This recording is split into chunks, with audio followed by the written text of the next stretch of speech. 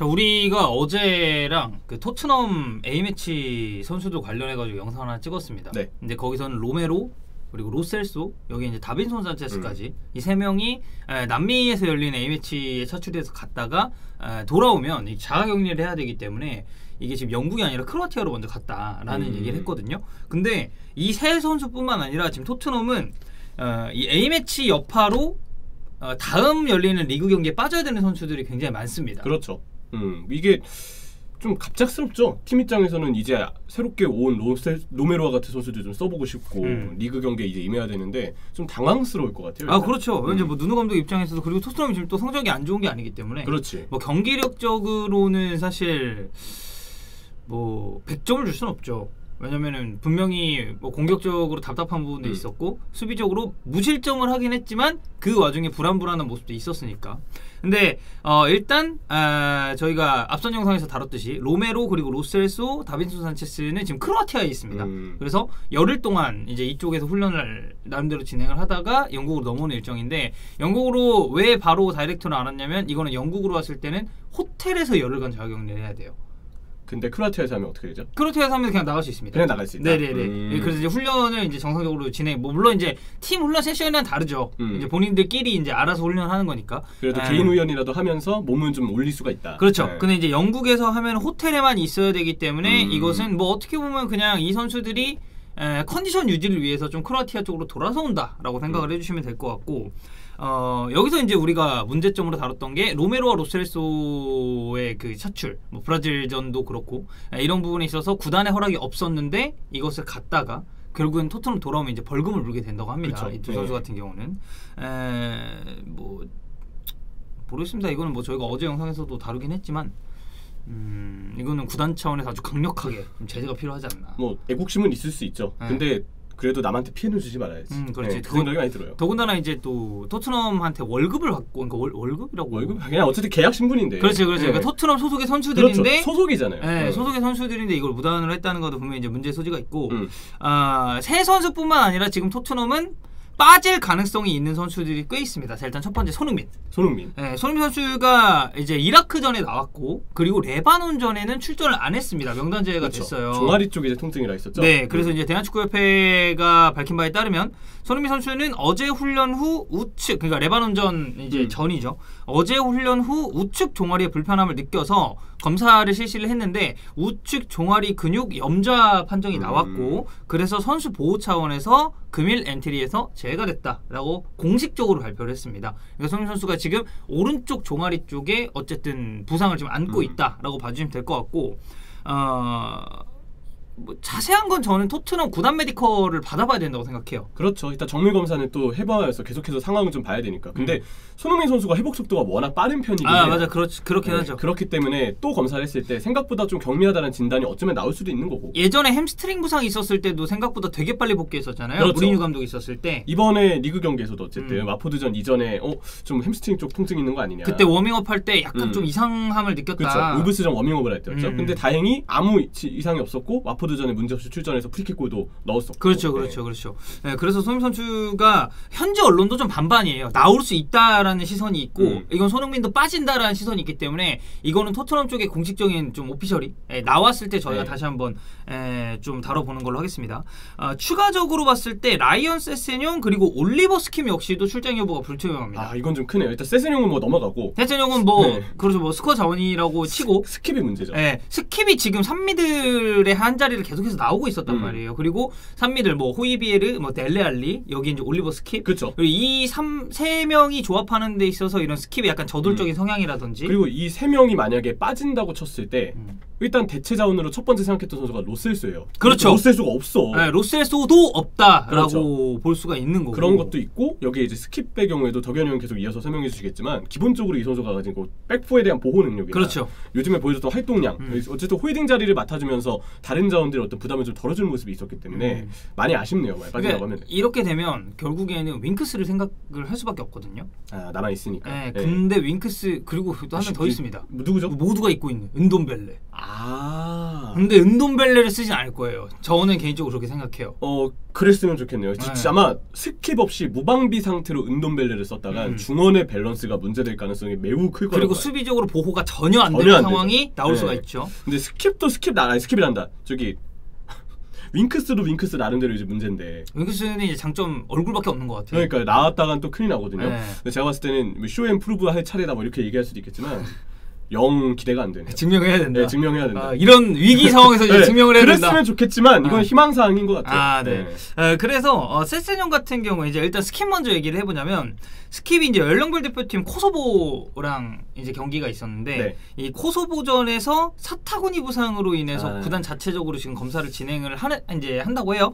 그래서 이제 출전 여부를 그 이후에 이제 좀 판단을 해야 될 것 같다라는 보도가 있었고 말씀드렸듯이 이 3미를 구성하는 데 있어서 스킵이 차지하고 있는 역할이 꽤 비중이 있었기 때문에 이거는 누누 감독 그리고 토트넘 구단 입장에서는 굉장히 손해입니다. 그렇죠. 어쨌든 중미 쪽에 대한 보강 얘기를 토트넘도 안 했던 팀이 아니었고 분명 미드필드 쪽에 더 많은 보강을 원했어요. 어쨌든 윙크사 같은 자원들도 좀 웬만하면 갈기를 좀 바랬었고. 그렇죠. 그만큼 한 명이라도 지금 주전조합에서 부상을 당할 시에 또 여기에 한 명도 아니죠. 로첼소까지 빠지면서 결함이 더 생겼기 때문에 중원 선수층 자체가 지금은 좀 많이 염려가 되네요. 그리고 이제 세세뇽도 마찬가지로 열령별 대표팀 차출해서 이제 타박상을 입었어요. 근데 이제 세세뇽 같은 경우는 어찌 됐건 베스트 자원이라고 보기는 힘들고 로테이션 자원으로 평가를 해야 되는데 타박상이라서 이거는 출전을 할 수도 있다. 근데 뭐 사실 이 세세뇽을 이제 어디로 보냐에 따라서 좀 갈리긴 하는데 이 선수를 뭐 풀백에 기용을 한다라고 치면 풀백 포지션 사실 쓸 선수가 있긴 하거든요. 그렇죠. 뭐 레길론 같은 경우도 그 레길론 유력하고 벤 데이비스도 있고. 벤 데이비스 확실한가요? 있죠. 아니, 컨퍼런스 때 나왔으니까. 있긴 있다. 있긴 있다. 이번에 근데 제가 세세뇽도 사실 입지가 그렇게 크게 다르진 않아요. 제가 이번에 이제 웨일즈 경기 2경기를 했습니다. 핀란드와의 친선전을 했고 그리고 그 다음은 또 어디랑 했더라. 하도 A매치를 몰아가니까 기억이 안 나네. 저도 이거 공감합니다. 그래서 뭐 어쨌든 A매치를 웨일즈에 제가 2경기 중계를 했는데 벤 데이비스 나왔는데 그냥 잘 못했어요. 그러다 보니까 여기는 여전히 좀 불안감이 있는 상황이고 한 명이 더 있는데 이게 베르바인입니다. 베르바인이 이번에 이제 네덜란드 대표팀 차출이 돼서 터키 자원에 나왔는데 네덜란드가 경기는 크게 이겼습니다. 근데 여기서 이제 좀 쩔뚝거리면서 나가더니 이 아이싱 그러니까 얼음찜질을 베르바인이 받았어요. 그리고 그 이후 이제 부상 정도 같은 건 마찬가지로 오피셜이 나오진 않았습니다. 그래서 베르바인이 출전할 수 있느냐 없느냐에 대해서는 앞서서 저희가 얘기했었던 손흥민이나 뭐 세세뇽이나 뭐 스킵 이런 선수들과 마찬가지로 이거는 정밀 검진 결과가 확실히 나와봐야 된다. 근데 지금 베르바인이 빠지는 건 역시도 토트넘 입장에서는 타격이죠. 그렇죠. 그래서 손흥민도 같이 빠질 수 있으니까. 그러니까 윙어 2명이 지금 출전이 불확실한 상황이다 보니까 케인과 좀 모우라의 어떤 부담이 좀 커지지 않을까. 이런 생각을 좀 하게 되네요. 이 토트넘의 향후 일정을 쭉 보면은 일단 11일 토요일 바로 이제 다가오는 경기입니다. 크리스탈 팰리스전이 있고 17일 금요일에 스타드렌과 유로파 컨퍼런스가 있어요. 그리고 20일 날 월요일 첼시와의 경기가 있는데 일단 로메로, 로셀소, 산체스는 날짜상으로 따졌을 때는 첼시전에 나올 수 있습니다. 그렇죠. 컨퍼런스까지는 이 열흘간의 기간이 있기 때문에 나올 수가 없어요. 이 세 선수는 확실히 출전이 안 되고 리그 경기는 한 경기만 여파가 있는 거네요. 그렇죠. 리그에서는 이제 한 경기 여파. 이번 주말에 팰리스전만. 근데 이제 이들이 돌아왔을 때 과연 정상적인 폼을 보여줄 수 있느냐도 애매한 상황이고. 그렇죠. 저도 자가격리하고 지금 약간 좀 어지럽거든요. 사실 끝나고 났더니 뭐가 어지럽죠? 회사가 너무 많이 바뀌어 있는 거야. 되게 막 일을 막 진행하고 있고 그래가지고 이게 뭐지 한 적응할 지금 약간 틈도 없어요. 단톡과 너무 연을 끊는 거 아닙니까? 그런 거 같기도 해요. 근데 이게 직접 전해 듣는 거랑 뭔 얘기가 진행 중인 거랑 그냥 파일로 보는 거는 많이 다르죠. 맞아. 이게 또 회의를 와서 하는 거랑 맞아. 카톡으로 이렇게 결과 전달받는 거는 좀 달라요. 그리고 카톡이 가끔씩 그냥 넘기면서 하고 못 볼 수도 있기 때문에. 왜냐면 저도 이제 제 또 자가격리 선배 아니겠습니까? 우리 회사에서 제일 먼저 자가격리를 그렇죠. 자가격리가 쉽지 않습니다. 어렵더라고요. 그러니까 이것도 모른다 돌아와도. 그리고 손흥민, 세세뇽, 스킵은 일단 뭐 경과를 좀 지켜봐야 되긴 하겠지만 만약에 이들이 크리스탈 팰리스전에 모두 못 나온다라고 하면은 특히 윙 포지션을 놓고 봤을 때는 이거는 브라이언 힐의 선발 데뷔 가능성도 생각을 해야 됩니다. 제가 보기에도 그래요. 이 기간은 어쨌든 브라이언 힐에게는 진짜 쇼타임이 될 수 있다. 보여줄 수 있는 시간이다. 브라이언 힐은 굉장히 장기적으로 보고 영입을 한 선수고 저는 라리가에서 이 선수 뛰는 거 봤을 때도 꽤 괜찮은 선수라고 생각을 했었어요. 컨퍼런스에서 봤을 때도 잘하더라고요. 그러니까 뭐 약간 그런 건 있죠. 뭐 라리가와 프리미어리그의 템포는 분명히 다르고 그런 뭐 압박이나 이런 것도 스타일도 다르고 그리고 컨퍼런스 무대와 프리미어리그는 분명히 다릅니다. 왜냐면 컨퍼런스는 모르겠습니다. 저는 사실 컨퍼런스는 이제 되게 어떻게 보면 유럽 중심부가 아니라 변방이라고 일컬어지는 국가들이 유로파 리그 본선 타이틀을 또 딸 수 있는 기회잖아요. 그렇죠. 어떻게 보면 저는 그런 측면에서는 좋다고 보는데 사실 토트넘 입장에서 물론 트로피가 필요한 건 맞지만 유로파 리그 본선 티켓을 따자고 컨퍼런스를 우승해야겠다 이거보다는 그냥 리그에서 그렇죠. 하는 게 훨씬 토트넘 입장에서는 뭐 간편하다는 표현을 쓰지 않겠습니다. 근데 그렇죠. 어쨌든 리그 순위도 유지를 해야 되고 이 팀은 현실적으로 봤을 때 지금 챔피언스리그를 목표로 하고 있는 팀인데 리그를 좀 잘했으면 좋겠어요. 이번에 히든풋볼 하이브에서 제가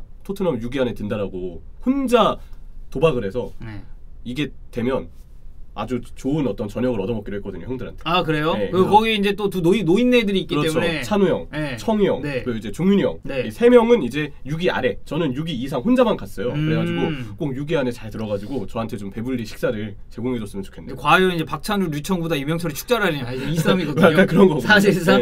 네, 한번 도박을 해봤습니다. 토트넘이 근데 보강도 나름 알차게 했고 초반에 일단 성적도 좋으니까. 네, 초반 성적이 좋으니까 한번 기대를 해볼 수가 있겠고 아마 만약 이 지금 우리가 언급한 선수들이 다 못 나온다고 가정을 했을 때는 케인 톱에 브라이언 힐 그리고 모우라 이런 식으로 나올 가능성이 매우 높습니다. 그렇죠. 공격진도 그렇고 미드필더진도 그렇고 수비진도 부상이 있는 상황이기 때문에 지금 A매치 기간을 쭉 놓고 봤을 때 유럽 한 4대 리그 클럽을 다 되돌아봐도 토트넘만큼 이렇게 큰 피해를 입은 구단이 있을까 싶을 정도로 지금 그러니까 결장하는 선수, 확실히 결장하는 선수도 많고 결장할 가능성이 있는 선수도 많거든요. 그렇죠. 네, 그러다 보니까 뭐 모르겠습니다. 저는 개인적으로 손흥민 선수가 좀 부상을 빠르게 회복해서 다시 리그에서 좀 보고 싶긴 한데 어쨌든 우리가 또 지난 시즌 첼시의 캉테의 전례를 좀 생각을 해본다면 섣부른 복귀가 시즌 내내 이어지는 잔부상이 될 수도 있다. 조심했으면 좋겠어요. 선수 입장에서. 아니 그리고 내가 A매치가 지금 엄청 오랜만이에요. 거의 2년 만에 한단 말이야 A매치를. 그치. 2년 동안 계속 빠져 있었잖아요. 맞아. 그리고 그 기간 동안에 사실 이게 뭐 코로나 뭐다 하면서 이제 못했던 그런 것도 있었고 하다 보니까 그 기간 동안 올림픽 대표팀에 차출을 계속 하셨으니까. 아니, 그래서 PD들이 물어보더라고. 오랜만에 A매치 들어왔는데 어떠냐고. 헷갈려 죽겠다. 아니, 그리고 A매치 체크할 게 더 많잖아요. 맞아요. 뭐 A매치 몇 경기 출장했는지도 봐야 되고 골도 봐야 되고. 그 약간 선발 라인으로 소개하기 전에 양국가 나오는 것도 되게 적응 안 될 거예요. 아 그렇죠. 그게 이제 사실 그런 식으로 풀샷으로 비춰주는 건 챔피언스리그나 유로파리그에서 이제 그렇게 하고 시작을 했었고 우리한테는 개꿀이에요. 국가 나오잖아요. 그럼 일단 무조건 자료 다시 한번 그렇지. 검토할 시간이 있어. 그러니까 그런 경우가 있습니다. 이게 우리가 사전에 전달받은 베스트 11이랑 막상 까봤는데 워밍업 도중에 부상이 있다든지 이런 사유들로 인해서 선수가 갑자기 바뀌는 경우가 있어요. 아니면 뭐 지브롤터 이런 국가는 포메이션이 완전 다르게 나오는 그래 3백이라고 했는데 4백으로 막 돼 있고 그런 게 있단 말이야. 그래서 뭐 어쨌든 A매치를 웨일즈 제가 2경기 중계를 했는데 벤 데이비스 나왔는데 그냥 잘 못했어요.